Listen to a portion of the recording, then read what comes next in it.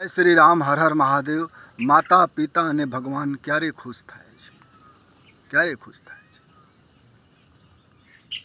માતા પિતા અને ભગવાન ક્યારે ખુશ થાય છે? કોઈ મા બાપ ધન દૌલત નથી ચાહતા, નથી માંગતો કે મને ધન દૌલત આપો.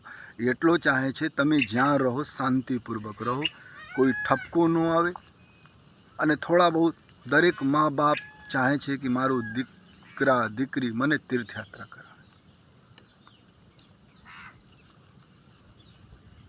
દરેક મા બાપ ચાહે છે. બોલતા ન હોય ભલે, પણ મનમાં હોય. અને તમે પણ મા બાપ બનો તો તમારા મનમાં પણ આવે.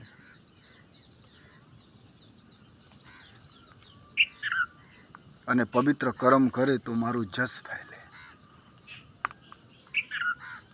ભગવાન પણ ચાહે છે કે હું મનુષ્ય બનાવેલા છું અને મનુષ્ય શ્રેષ્ઠ કીર્તિ છે, રચના છે, મારું પ્રતિનિધિ છે. સંસારમાં જાવે તો ભલા કરે, પ્રેમ ફેલાવે, નફરત ન કરે. જાતિના નામ પર, ક્ષેત્રના નામ પર ન કરે. પશુ પંખીઓની રક્ષા કરે, દયા રાખે, આંખમાં પ્રેમ હોય, બહસી ન હોય, મનમાં વિકૃતિ ન હોય. ભજન કરે.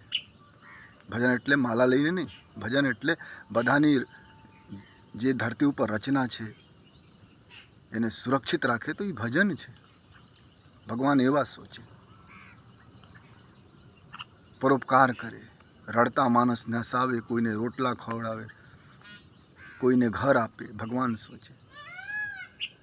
ભગવાન કોઈને વધારે ધન આપેલા છે, બુદ્ધિ આપેલા છે, બલ આપેલા છે એ માટે કે એ નબળા કમજોર માણસની રક્ષણ કરે. પણ આજકાલ લોકો ઉલટા નબળા અને કમજોર માણસને લૂંટે છે.